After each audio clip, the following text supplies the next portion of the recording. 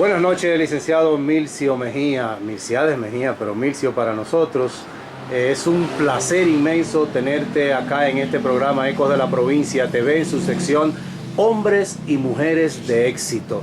Este programa es con el objetivo de darle a conocer a nuestra juventud, principalmente nuestros grandes hombres en esta provincia de San José de Ocoa, y Ecos de la Provincia te considera uno de ellos. Milcio, queremos conocer de ti toda tu vida, desde tu infancia hasta ahora. Queremos conocer eso. ¿Dónde naciste? ¿Quiénes son tus padres? ¿Dónde viviste cuando eras niño? Muy buenas noches a ti y a todos los amplios públicos que te siguen, el programa Ecos de la Provincia. Para mí es más que un privilegio estar contigo en este programa. Como bien sabes, soy hijo de Manuel María Mejía, un agricultor, apicultor, productor de melao y de raspadura, productor de café, un agricultor, podríamos decir, completo. Mi madre, Ana Josefa Pimentel, su padre era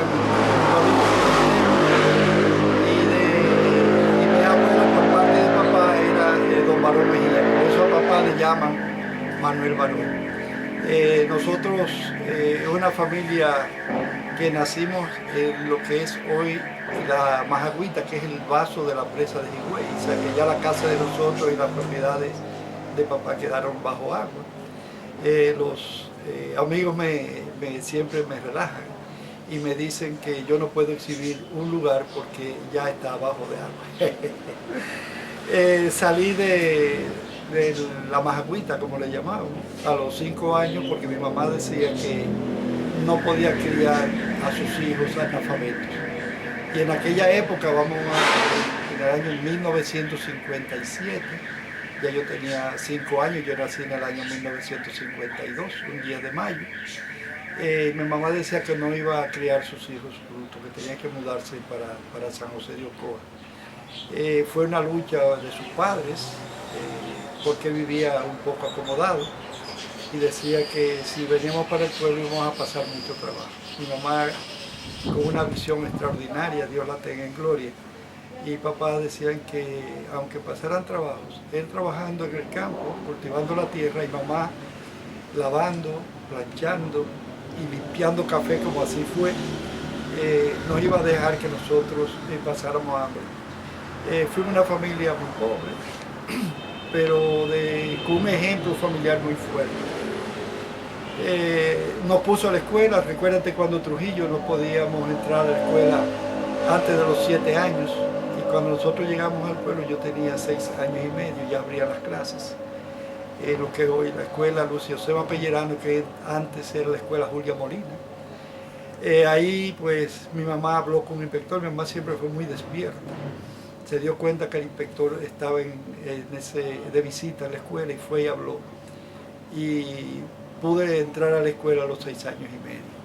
Mi profesora de primero fue Cristina Pichardo, una persona extraordinaria, como eran todos los profesores de aquella época, era un sacerdocio. Eran personas que seguían las doctrinas otosianas de enseñar, de ser verdaderos profesores. Bueno, y ahí comenzó la escuela. Y recuerdo que el primer día que yo fui a la escuela, todavía el barrio La Cana no existía, ni existía el barrio de los bomberos, se veía en San Matemango Frondoso. Y yo medio avergonzado, un poco tímido, como siempre he sido. La profesora me llamaba la atención porque yo me embelesaba mirando la naturaleza. Bueno, así transcurrió el tiempo. Yo fui una persona que cuando estábamos de vacaciones teníamos que irnos al campo a trabajar, a ayudar a papá con los bueyes, a trabajar. Nunca papá quiso que elaboráramos la tierra directamente, pero sí a bregar con los mulos en las recos. Mi papá tenía una recua de 10 mulos, eso eran los camiones de transporte de aquella época. Nosotros teníamos que transportar maní de Palo de Caja y de la Majagüita a Ocoa. O sea, teníamos que darle unos 12 pasos al río de Nizao y 5 al de la Ciénaga. teníamos que buscar los mulos un poco temprano, a las 6 de la mañana para habilitar las cargas, y ya a las 9 estábamos saliendo para Ocoa, eran 22 kilómetros. Y oye, nosotros cuando llegábamos a la ciénaga, al último paso teníamos que descargar todos los mulos, ponerle los sacos a los mulos con lo de abajo hacia arriba para que se secaran de la ciénaga al pueblo.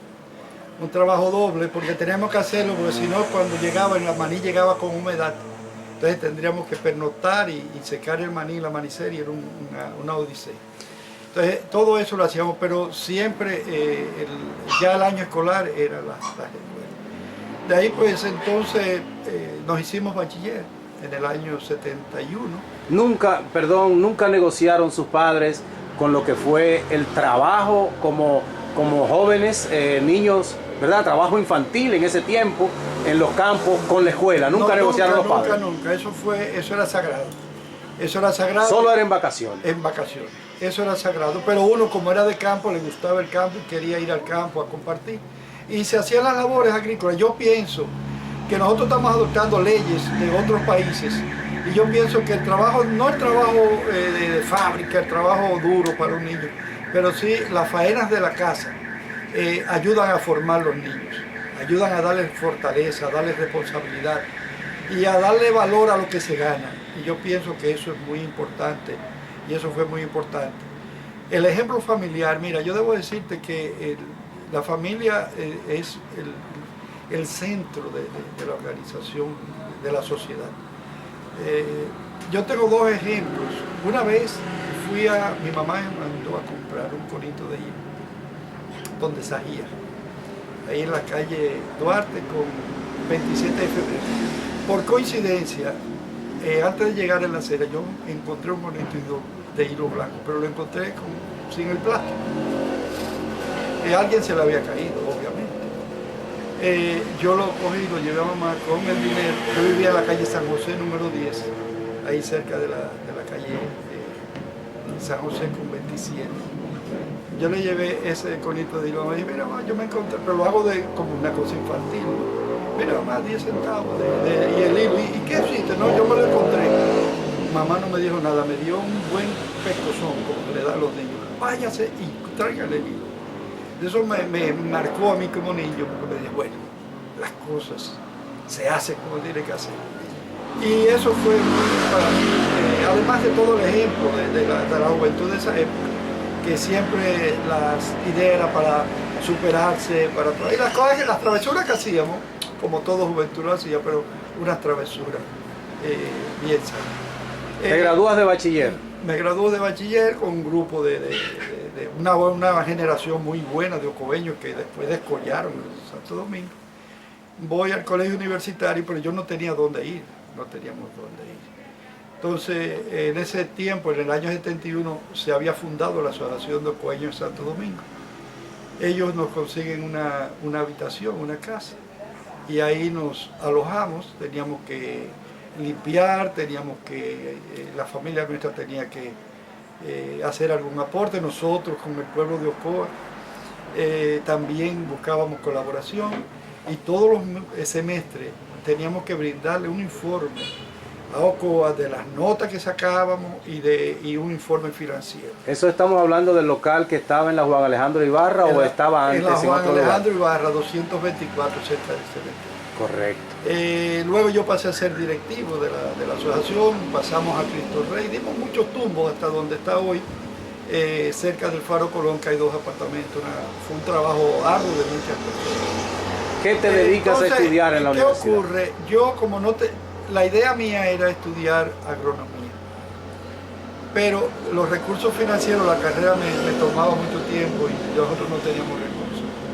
Recuerdo que viajábamos una vez al mes a Ocoa y era pidiendo bolas. Yo tenía un folletico que me lo había dado Marcano de botánica, que era de la carpeta dura, y en esa época había una solidaridad muy grande con los estudiantes. A veces veníamos en camiones, veníamos lo que encontrara, porque ahora es muy fácil, ahora pasan cientos de vehículos desde el cruce, pero en aquella época nosotros nos sentábamos en el cruce y pasaba uno cada 4 horas, y a veces los camiones. Recuerdo que una vez veníamos para Ocoa, Juan Pérez, Sotero, yo, y lo que encontramos fue un camión de carbón que venía y cuando nos desmontamos aquí parecíamos que nos habían disfrazado, ¿no? Pero eso era la lucha. Entonces el domingo era temprano, era buscar quién era que nos iba a llevar, porque no teníamos el pasaje, y si lo teníamos era para economizarlo para poder ir a la universidad. Eso era todo una odisea. Ahora todo es muy fácil con las comunicaciones, con tanto terrestres como las comunicaciones por teléfono. Me hacen el test psicológico. Entonces, me sale primera carrera medicina, la segunda biología, no, agronomía, y la tercera biología. Entonces, ¿qué decido? Digo, déjame coger una carrera que esté entre las tres y que yo cuando tenga 2 años ya puedo ser un técnico, puedo ofrecer docencia. Y escogí biología. Recuerdo que Eduardo San Antón, entonces un muchacho que cuando yo venía aquí, que íbamos a los juegos de basquetbol y cosas, entonces me decía, ¿y de qué tú vas a vivir? Pero los biólogos, nadie conoce eso, tú te vas a morir de hambre. Y en realidad la verdad, en esa época había muy pocas oportunidades. Yo pensaba dar clase en un colegio, di clase 6 meses en un colegio y fui tan dichoso que no me lo pagaron. Un colegio que quebraba. De todas maneras, pues escogí biología, terminé el técnico, no conseguí trabajo, seguí porque era una presión de que como no tenía dónde tener mucho la estadía en la capital, pues hice un gran esfuerzo de coger las materias todos los semestres para poder terminar. Ya cuando concluí las materias, entonces hice la tesis mía sobre un estudio ecoflorístico de la cuenca del arroyo Parra. Yo estudié todas las condiciones de la vegetación, las condiciones en que estaba el ambiente, cómo estaba la cuenca, qué sanidad tenía. Y eso fue una tesis muy interesante porque sirvió para un proyecto que la Asociación para el Desarrollo lo sometió al Banco Central y lo aprobó, y creo que Andrés Carramán ejecutó las recomendaciones de ese proyecto. Ahí estudié, descubrí una especie de arbusto nuevo, se la dediqué a Ocoa, el Mactenus ocoensis. Hay 1 o 2 especies que todavía están en estudio, que ahora después que salgo de la academia quizá tenga más tiempo para dedicarlas, para entonces describirlas y darlas a conocer. Y bueno, eso ha sido toda la trayectoria. Luego, en el año 79, casi terminando mi tesis, porque tuve un tiempo para prepararla, los asesores tuvieron un poco de problema, el profesor Marcano, entonces eso me retrasó un poquito. Yo la tesis, yo terminé en el 76 y ahí terminé mi tesis. En el 79 ingresé al Jardín Botánico como técnico. Estaban buscando una persona que fuera la contraparte de unos norteamericanos que vinieron. Y ahí me inicié en el Jardín Botánico. Recuerdo que a los pocos meses de ingresar, el huracán David destruyó aquel Jardín Botánico y yo como técnico acabado de entrar me tocó hacer grandes trabajos.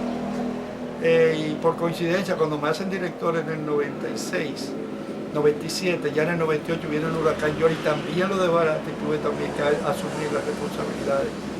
Como director, un trabajo que aquella vez la gente decía que era difícil reponer el botánico. Y con el trabajo y con la visión que hizo en equipo que teníamos, pues en 3 meses estábamos mostrando logros y todo aquello. De manera que luego ya se proyecta en las redes de jardines botánicos, tanto del Caribe como de América, me hacen directivos, participo en todos estos eventos, me hacen presidente del 9º Congreso Latinoamericano de Botánica, uno de los congresos grandes que reúnen a más de 1.200 delegados de 30 países. Eso nos tocó organizarlo y tenemos el honor de que todavía en esos congresos dicen que el mejor congreso que se ha hecho es el de la República Dominicana. Se reprodujo un libro voluminoso de todos los resúmenes y fue una experiencia inolvidable.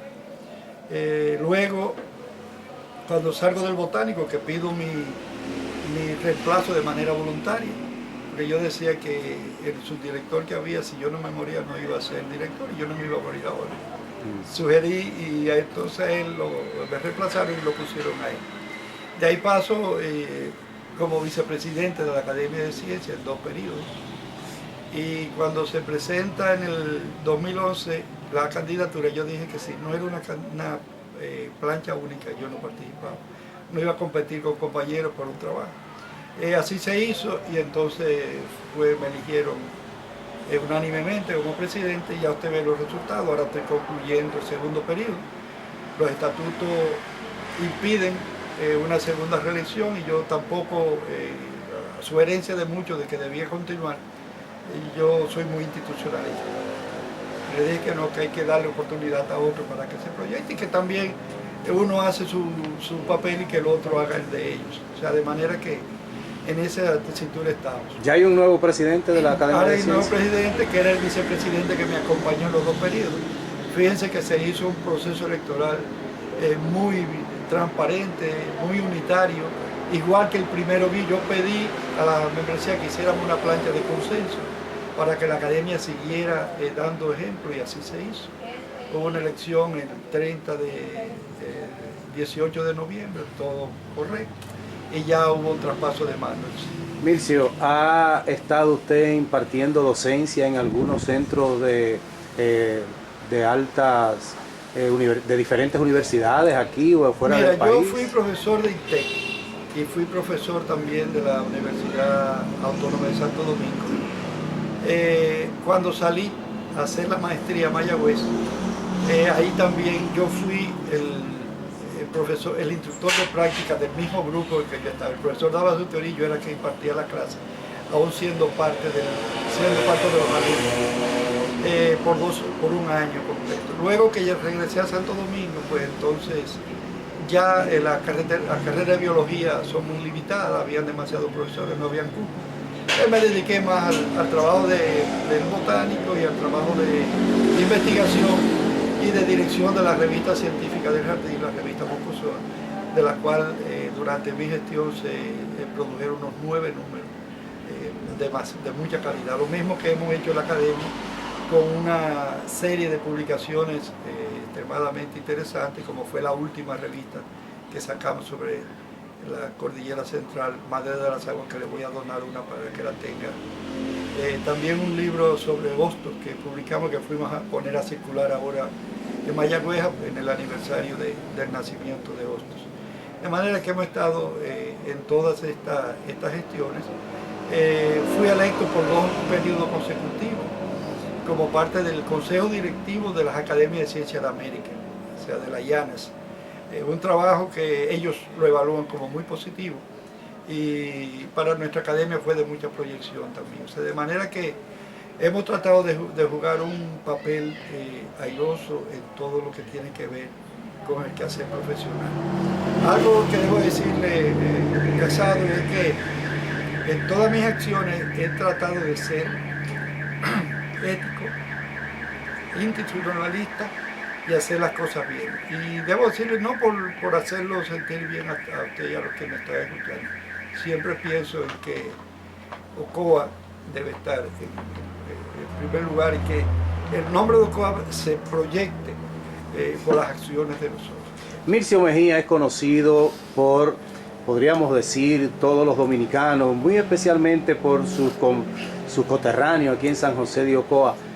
Pero no básicamente por todos estos títulos que adornan a esta gran figura que es Milcio Mejía, presidente de la Academia de Ciencias, un gran botánico, profesor de diferentes universidades, pero también se le ha visto envuelto en casi todas las acciones que tienen que ver en ese lazo de humanidad, en esa acción de servir a la humanidad.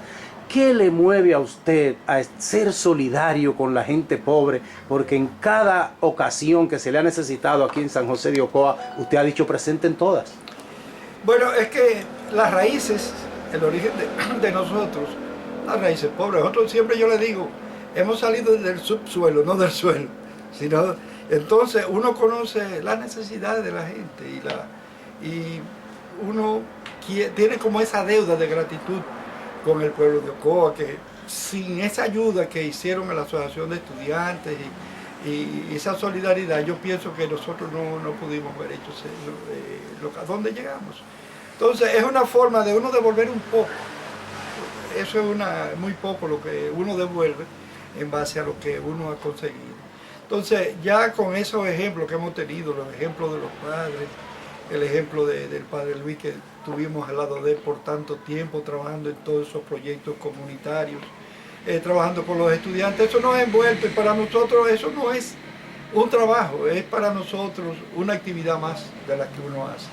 Es verdad que uno ha sacrificado mucho su familia porque le ha quitado mucho tiempo. A veces cuando uno tira una mirada hacia atrás, retrospectiva, uno dice, concho, pude haber hecho más por mi familia, pero es el compromiso. Yo pienso que eso hace a uno sentir bien. Es muy difícil uno sentirse indiferente ante todos los problemas de nuestro país. Fíjense, yo quería decir, yo puse la palabra esta mañana, el ejemplo de Diógenes. Sí. De Diógenes, que cuando Filipo iba a invadir a Corintos, donde vivía, estaba toda la gente que tenía intereses, que tenía muchas cosas que perder, moviéndose para acá y para acá. Y Diógenes se queda mirando. El pobre lo que tiene es el barril donde vive. Sí. Entonces él puso a mover su barril para todos los lados. Y toda la gente preguntaba, pero Diógenes, ¿qué es lo que tú haces? Digo, sería como decía él, sería como un absurdo yo quedarme tranquilo cuando todos ustedes están moviendo. Wow, qué Entonces, lindo, sí. yo le diría a ella, sería un absurdo yo quedarme tranquilo cuando hay un pueblo que necesita que pueda hacer algo por nosotros. Hoy Milcio Mejía es un ejemplo a seguir de muchos jóvenes y quizás de los no tan jóvenes como es mi caso. Milcio, en su juventud aquí en San José de Ocoa, ¿tuvo usted algún mentor, alguien que le sirviera a usted de guía para ser lo que soy? Mira, yo debo decirte que la familia moldea a uno, pero uno siempre seguía los ejemplos de Vignorio Pujols. Siempre fue una persona que yo lo aprecié porque él me distinguió. Una persona muy buena también era Blanco Castillo, Mon Báez, ya hablamos del padre Luis, don Tony Isa. Y mencionar nombres así tan conspicuos, yo creo que es algo que a uno le llena de mucha satisfacción. Un hombre también muy digno, que ya nos conocimos en Santo Domingo, fue Donald Guerrero, el papá del que hoy es ministro. Es una persona muy de Ocoa. Darío Pujol, las profesoras que tenía también. O sea que ha habido es un conjunto de personas que han ido moldeando el accionar de nosotros, los jóvenes. O sea que justamente, más que una persona, lo que uno ha seguido ha sido el ejemplo. Eso debo decirte que quizás mucha gente no conoce, yo fui de los fundadores del Partido de la Liberación Dominicana. Y quizás usted no sabe que yo fui el primer candidato a diputado aquí en Moldova. Sí, lo sé. Cuando nadie quería hacerlo porque sí, ni la familia de uno creía en ese proyecto. Sí, sí. Entonces, eso también nos moldeó a nosotros ya desde la visión del servicio, la visión de la disciplina, la visión de cuidar al pueblo. O sea, a veces uno se lamenta lo que está ocurriendo ahora en muchas de estas cosas, porque lo que nos enseñaron a nosotros fue servir a la gente, servir al partido y servir a la gente. Entonces, ese aspecto también, pues, es lo que le digo, a muchos de estas cosas que han confluido a irle labrando a uno el futuro. No hemos sido perfectos, hemos cometido errores, porque eso es lo más fácil que hay para una persona, cometer un error. Si lo hemos cometido, no lo hemos hecho con la intención de cometerlo, sino porque la vida nos lleva ahí. Milcio, en casi todas las páginas de los periódicos que se escriben, en los programas nacionales de radio y de televisión, cada vez que se vislumbra un posible cambio de gobierno, cambio de funcionario, sale a relucir el nombre de Milcio Mejía. ¿Se ve Milcio Mejía en algún momento llamado por cualquier presidente de la República para ocupar un cargo público?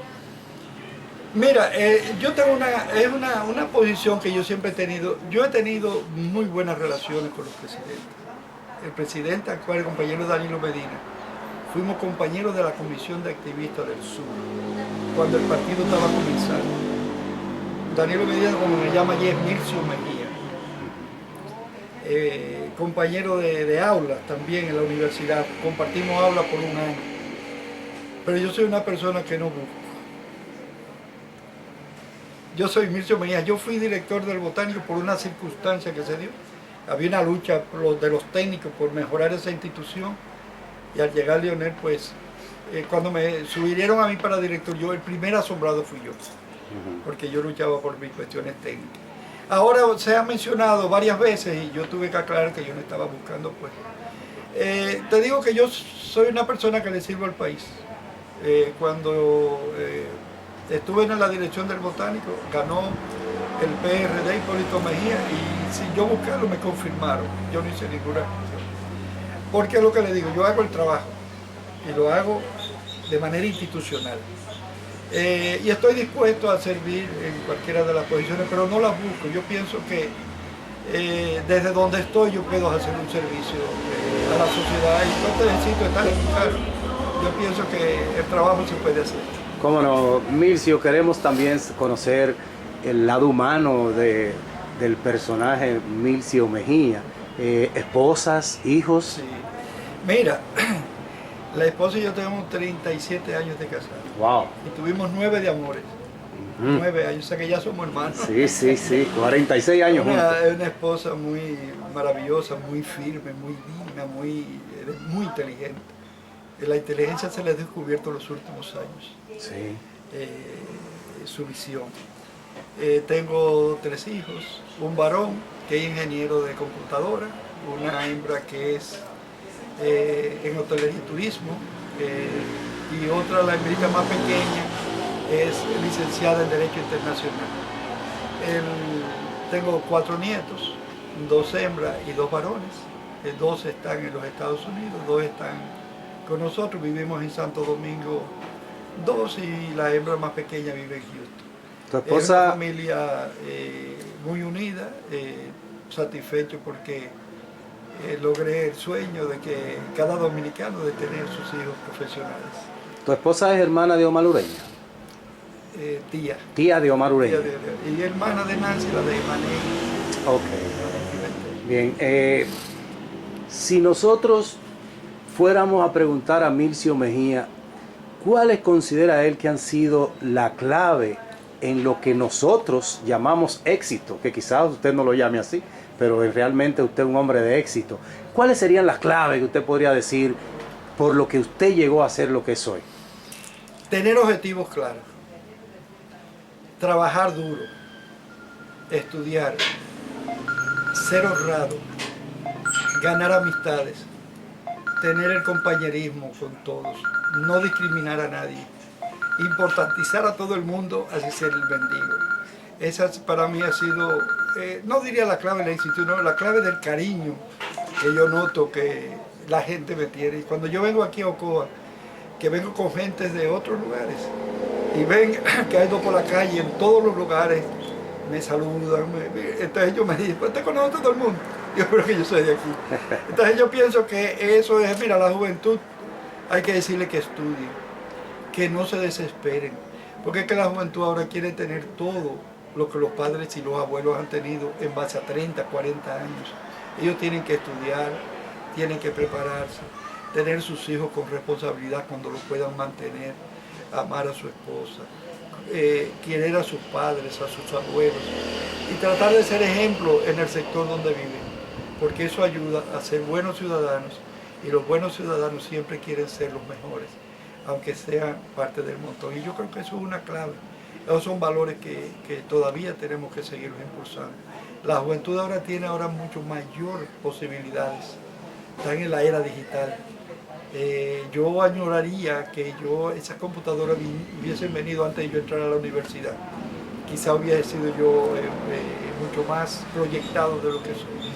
De todas maneras, los jóvenes, aunque se ven muchas noticias que no son buenas, se proyectan más en los medios de comunicación, lamentablemente, esos hechos que son a veces abominables, aborrecibles, pero hay muchas acciones buenas y hay mucha gente buena. Yo creo siempre en el futuro de este país, porque siempre decimos que el pasado fue mejor. Yo creo que mejor que el presente. Milcio, si te preguntáramos cómo tú definirías a tu padre y a tu madre, ¿cómo lo harías? Bueno, hablar de su madre. Eso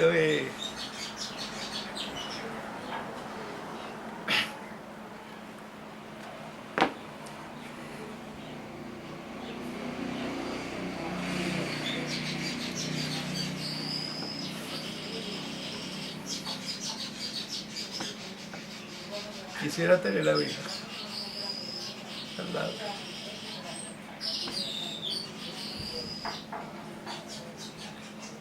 Y mi padre, que fue el que me inspiró,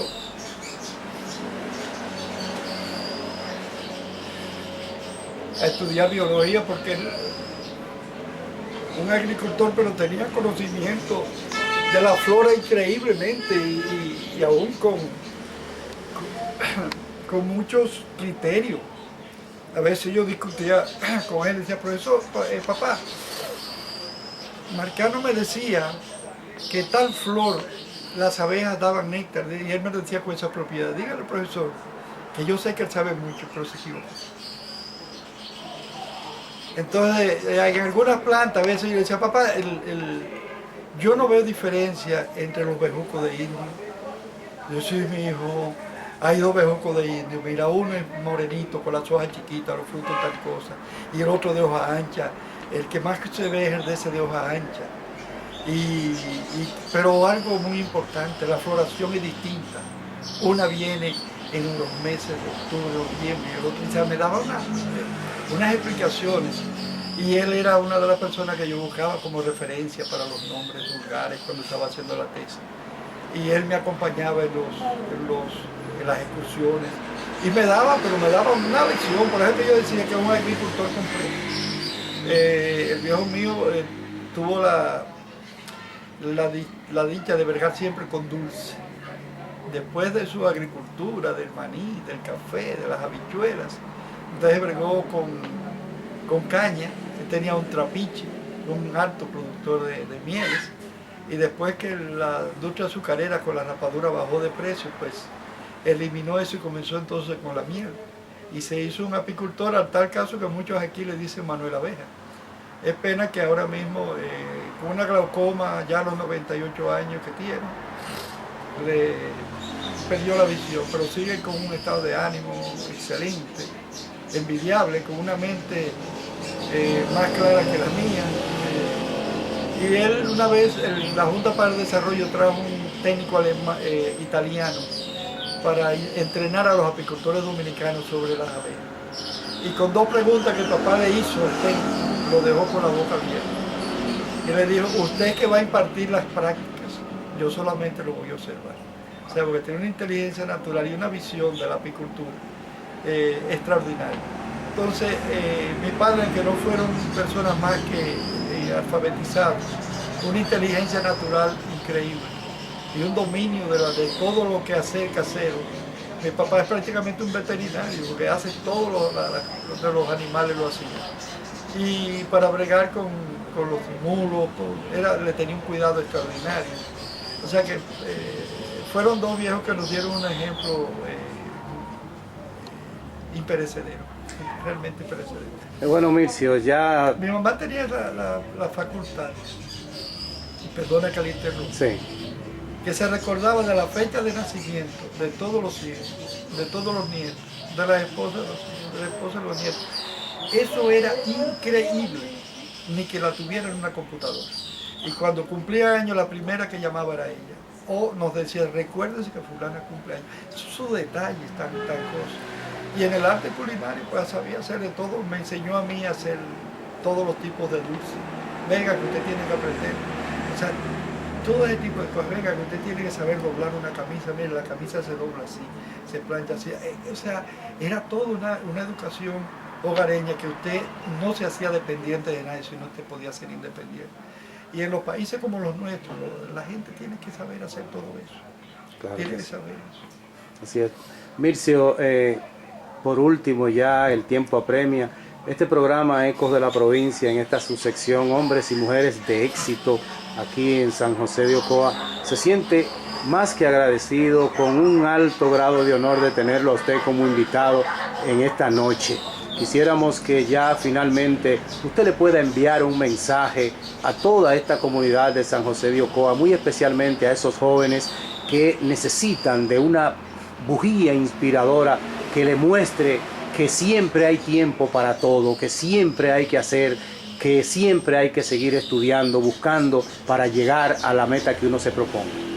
Mira, una sugerencia, esa iniciativa que tienes en este programa es muy, pero muy valiosa. Buscar la experiencia de las personas que han descollado y que se han destacado en algunos de los aspectos de la vida, yo creo que es una buena iniciativa de su parte. Yo creo que eso le hace un aporte porque descubre cómo la gente ha podido salir, cómo ha podido desarrollarse, cómo ha podido educarse, las dificultades que ha pasado, porque no todo es color de rosa. La rosa, como usted siempre lo sabe, tiene espinas. Entonces las rosas hay que quererlas y comprender que tienen espinas. Entonces ese aspecto de la vida realmente tenemos que tenerlo en cuenta. La juventud dominicana, no solamente los coeños, que se diviertan, que disfruten, pero que lo hagan con moderación, pero que lo hagan después de estudiar, que aprendan un oficio cual que fuere, mecánico, albañilería, carpintería, radiotécnico, que siempre aprendan un oficio, que en la vida el saber no ocupa espacio y eso ayuda al desarrollo, y que quieran a sus padres, que sean obedientes, que sean solidarios con su pueblo, que sean parte de la solución, no parte del problema. Yo pienso que la juventud es la esperanza de la patria, y la juventud nosotros necesitamos porque es donde está la fuerza, donde está la creatividad y donde está la innovación. Por eso yo los exhorto a que estudien y que también elijan la ciencia como una de sus carreras. El país necesita de científicos para echar hacia adelante. El país que no desarrolla a los científicos está condenado a vivir en la pobreza. Y los científicos deben que salir de los estudiantes, que quieran a los profesores, que los respeten. No importa que se equivoquen, ayúdenlo a que los profesores avancen, porque ahora en la era digital ya los estudiantes nos han sobrepasado. Pero eso no lo deben malontonarlo, sino simplemente ser humildes. Pero profesora, es así mejor. O sea que eso ayuda a que el curso sea mejor, a que la profesora no se sienta derrotada y que podamos seguir todos hacia adelante. De manera que Ocoa tiene que seguir con su juventud dando ejemplo y siendo un modelo en el país. Muchísimas gracias, licenciado Milcio Mejía.